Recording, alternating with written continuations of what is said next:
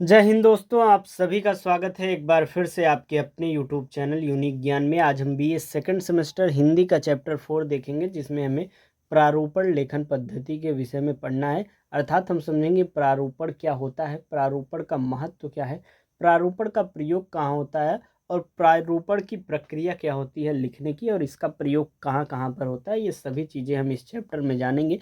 इसके पहले हमने आपको 3 चैप्टर करा दिया है। मोस्ट इंपॉर्टेंट क्वेश्चन आपको बताए जाएंगे, प्रीवियस ईयर क्वेश्चन पेपर आपको करा दिए गए हैं। अगर आपने नहीं देखे हो तो चैनल पर विजिट कीजिए, आपको बीए सेकंड सेमेस्टर क्लासेस के नाम से एक प्लेलिस्ट मिल जाएगी, उसमें सभी क्लासेस अवेलेबल होंगी, आप वहां से पढ़ सकते हैं। चलिए देखते हैं चैप्टर 4, जिसमें हमें प्रारूपण लेखन पद्धति के विषय में पढ़ना है।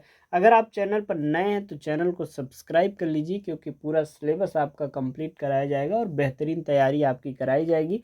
आप किस यूनिवर्सिटी से हैं, कब आपके एग्ज़ाम होने वाले हैं, कमेंट में अवश्य बताइएगा, जिससे आपके एग्ज़ाम होने से पहले आपका सिलेबस कंप्लीट कराया जा सके।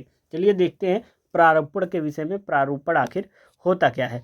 प्रारूपण या आलेखन अंग्रेजी शब्द ड्राफ्टिंग का हिंदी अनुवाद है। इसका अर्थ सरकारी या गैर सरकारी कामकाज में प्रयोग होने वाले पत्रों, परिपत्रों, सूचनाओं आदि का कच्चा रूप अर्थात रफ ड्राफ्ट तैयार करना। जैसे कोई पत्र लिखा जाए और उसके पहले एक ड्राफ्ट तैयार किया जाए, एक रफ किया जाता है। जैसे पत्र लिखने का रफ किया जाए कि हाँ ऐसे ऐसे लिखना है, ये चीज़ें लिखनी है, फिर सुधार करके मेन पत्र लिखा जाता है। तो वही जो रफ कार्य होता है, जो ड्राफ्ट हम बनाते हैं, उसे ही प्रारूपण कहते हैं। यह गैर सरकारी सरकारी दोनों कामकाजों में प्रयोग में आता है। डॉक्टर राम प्रकाश एवं दिनेश गुप्ता के अनुसार हम देखें तो किसी कार्यालय में पत्र लेखन से पूर्व उसका कच्चा रूप या मसौदा तैयार करना प्रारूपण कहलाता है, जो कि हमने आपको बताया, जिसे उच्च अधिकारी से अनुमोदित करवाना पड़ता है, अर्थात उनसे अप्रूव करवाना पड़ता है। उसके बाद जो मेन लेटर रहता है उसको लिखा जाता है।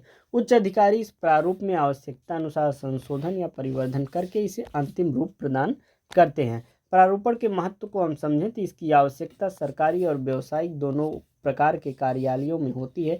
इसे सरकारी कामकाज की गाड़ी का ईंधन कहा जाता है। जैसे कि जो सरकारी कामकाज होते हैं उसके ईंधन के रूप में यह कार्य करती है। प्रारूप तैयार किए बिना कोई भी आधिकारिक पत्र अपना अंतिम रूप प्राप्त नहीं कर सकता है। अर्थात सबसे पहले प्रारूप तैयार किया जाता है, ड्राफ्ट तैयार किया जाता है, मसौदा तैयार किया जाता है, उसके बाद आधिकारिक पत्र जो है वह अंतिम रूप अपना लेता है। पत्र प्रेषण और टिप्पणी की स्वीकृति के बीच की प्रक्रिया को ही आलेख या प्रारूपण कहा जाता है। ये तो आपने प्रारूपण के महत्व को समझा। एक आदर्श प्रारूपण लिखने की विशेषताएं हम देखें तो इसमें 9 बातें समावेशित होती हैं। कौन कौन सी? सबसे पहला औपचारिकता, दूसरा तथ्यपरकता, संक्षिप्तता, पूर्णता, अनुच्छेद में लिखा जाए, उद्धरण कोट्स लिखा जाए, निश्चितता रहे इसमें, उपयुक्त भाषा शैली और रजिस्ट्री। ये 9 बातों का ध्यान दिया जाना चाहिए प्रारूपण को लिखने के लिए। प्रारूपण तैयार करते समय ध्यान रखने योग्य बातें कौन कौन सी हैं? तो सबसे पहले कागज का प्रयोग। कागज के दोनों ओर आधा हाशिया अथा मार्जिन छोड़कर लिखना या टाइप करना चाहिए। जैसे आप अपने क्वेश्चन पेपर के सॉल्यूशन में जब आप आंसर लिखते हैं तो इधर आप लाइन खींच देते हैं, इधर लाइन खींच देते हैं और बीच में यहाँ लिखते हैं। तो इसी प्रकार दोनों ओर एक मार्जिन छोड़कर लिखना या टाइप करना चाहिए।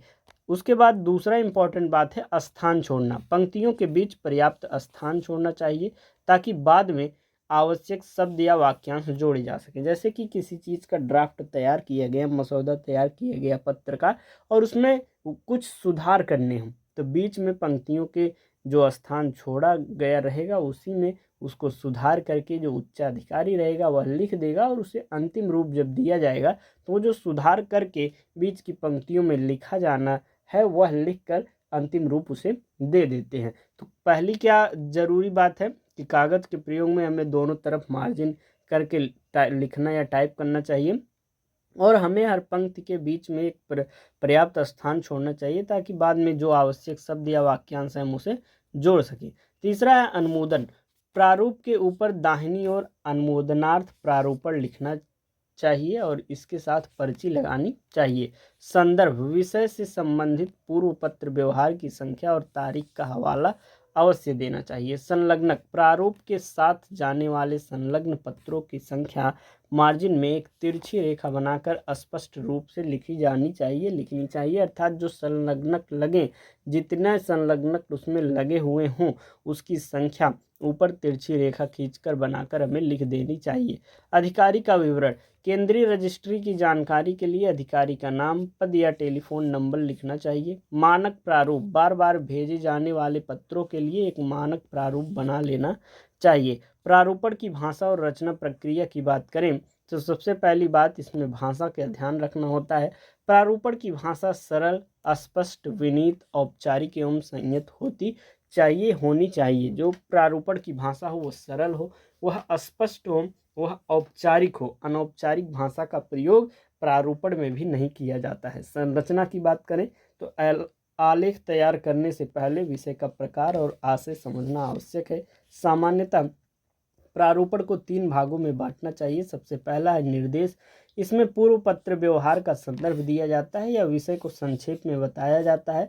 दूसरा है प्रकरण वक्तव्य, इसमें विषय के समर्थन में आवश्यक तर्क दिए जाते हैं। और तीसरा है कंक्लूजन, इसमें अंतिम सिफारिश दी जाती है।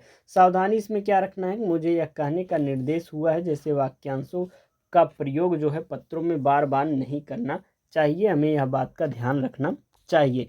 प्रारूपण के मुख्य प्रकार की बात करें तो विभिन्न कार्यों के लिए अलग अलग प्रकार के प्रारूप तैयार किए जाते हैं, जैसे सरकारी पत्रों का प्रारूपण, कार्यालय ज्ञापन और परिपत्र, स्वीकृत पत्र और कार्यालय आदेश, अर्ध सरकारी और अशासनिक पत्र, अनुस्मारक और पृष्ठांकन, अधिसूचना, प्रस्ताव या संकल्प, प्रेस विज्ञप्ति, तार और सूचना। सरकारी पत्रों का प्रारूपण, कुल मिलाकर इतने प्रकार के प्रारूपण होते हैं। इन पत्रों का प्रयोग भारत सरकार द्वारा विदेशी सरकारों, दूतावासों, प्रांतीय सरकारों, सार्वजनिक निकायों आदि से पत्राचार के लिए किया जाता है।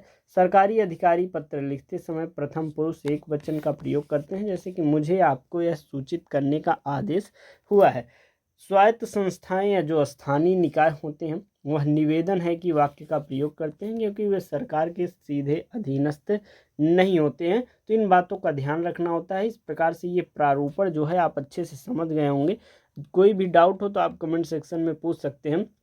हमने आपको सबसे पहले प्रारूपण के अर्थ को समझाया, प्रारूपण के महत्व को बताया, प्रारूपण लिखने की जो एक प्रकार से रहती है प्रक्रिया उसको आपने जाना, प्रारूपण के प्रकार को आपने जाना। कुल मिलाकर प्रारूपण आपको बेहतरीन तरीके से समझ में आ गया होगा। आपको अगर इन सभी चैप्टर्स के नोट्स चाहिए तो मात्र 30 रुपये में मिल जाएंगे, जिसमें आपको क्या क्या चीज़ें मिलेंगी, कंप्लीट सिलेबस नोट्स, ये जो चैप्टर वाइज कराए जा रहे हैं, प्रीवियस ईयर क्वेश्चन पेपर के सॉल्यूशन के साथ नोट्स, और मोस्ट इंपॉर्टेंट क्वेश्चन भी आपको आंसर के साथ मिल जाएंगे। क्या करना होगा आपको, 860848 46796 पे मैसेज करना है और बोलना है सर मुझे BA सेकंड सेमेस्टर कार्यालयी हिंदी जो सिलेबस चल रहा है उसका नोट्स चाहिए। तो आपको पेमेंट करना होगा और ग्रुप में ऐड कर दिया जाएगा। वहाँ पर डेली क्लासेस जैसे होती हैं तुरंत नोट्स भेज दिया जाता है, और जो जुड़े हुए हैं वो अच्छी तैयारी करते रहते हैं। अगर आप जुड़ना चाहें तो मैसेज करके जुड़ सकते हैं।